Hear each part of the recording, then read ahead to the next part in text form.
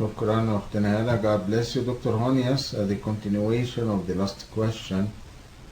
Our sister Hala did read a book about the divinity of the human being, and in this book the writer said that Jesus came to make the man a divine being. This means God came to the humanity to make the humanity divine like him, because anyone like social workers, like those who may, like Martin Luther, who did a revolution or a reformation or whatever, he can do a lot socially and morally, but he cannot raise or lift the human being to be a divine. So what do you think about this? If this is related to the meaning of the measure of fullness of Christ, so when Jesus came to make us divine, this can work or can be compatible with the meaning of the measure of the fullness of Christ? Your mind. I am not familiar with this book or this teaching or whatever this may be. But the key here to understand is that in the book of Genesis, in chapter 1, we know that man and woman were created in the image of God. So that God says, let us make man in our own image. And so what happens when we fall into sin, that we rebel against God, we lose this image. See, Adam and Eve, before they lost the image, they knew God perfectly, as he is to be known. And so they knew God, for God is the one who made them. They were like God in that they were righteous, and they were holy, and God's will was their will. There was no sin with them at all. So what we see in the image of God is that we are like God. And this, of course, was the trick of the devil. When the devil comes into Eve and says that the Lord, did he really say you shall not eat of the tree of the knowledge of good and evil? And the devil, who's a deceiver, tricks Eve into thinking that God was holding back from her, that God was actually not being upfront with her, and that she wasn't like God, because the devil deceives her and says, once you eat from this tree, then you will be like God, having the knowledge of good and evil. But what happens is that Adam and Eve, or what had happened is Adam and Eve were already in the image of God. They already were like God in the sense that they had no sin, that they were holy, that they were righteous, that they knew God's will, and they perfectly desired to live in God's will.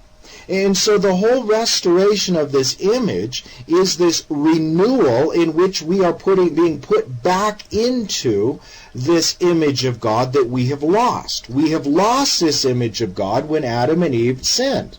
Because now, after this fall into sin, we are all conceived and born in sin, which we inherit from Adam and Eve. So that when you look at Genesis chapter 1, and it talks about Adam and Eve, they were created in the image of God, but after the fall into sin, you see that the text then shifts the language to the posterity of Adam and Eve are no longer born in the image of God, but rather in the image of Adam. And so Adam in his fallen state, it does not know God perfectly. Adam in his fallen state does not want to do God's will. Adam in his fallen state is not holy and is not righteous. He does not do righteous things by nature. Instead, now he is in rebellion and does wicked things by nature. And so when we talk about salvation, and we talk about Jesus being the second Adam, Jesus is the one who perfectly knows the Father. Jesus is the one who perfectly does the will of the Father. Jesus is the one who is by nature holy and righteous, and thus does holy and righteous things. And so when we are being renewed in this image, we are being made like Christ, who is the second Adam, who is the perfect Adam.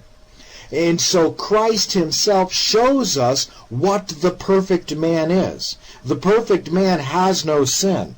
The perfect man knows God in completeness and fullness, like we originally did when Adam and Eve were created in the image of God in the garden. And so it was the trick of the devil who comes in and says, what makes God God is God decides what sin is. And this is where we have found ourselves now in this fallen creation, is that everybody wants to be like God.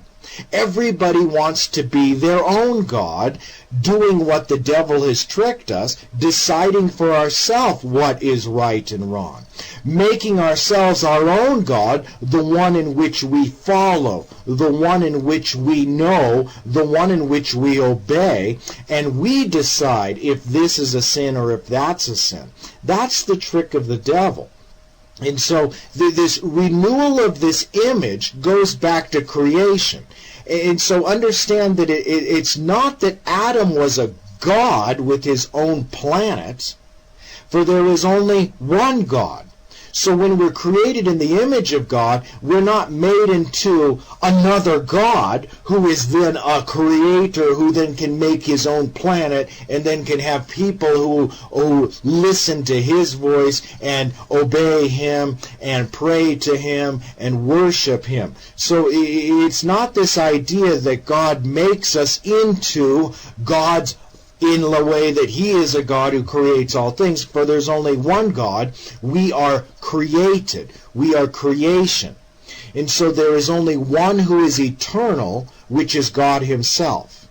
He is the creator of all things, and from him comes all creation.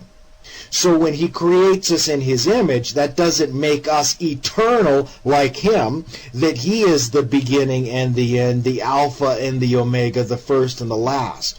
No, we are created entities who are to be in fellowship, communion, koinonia, with the Creator.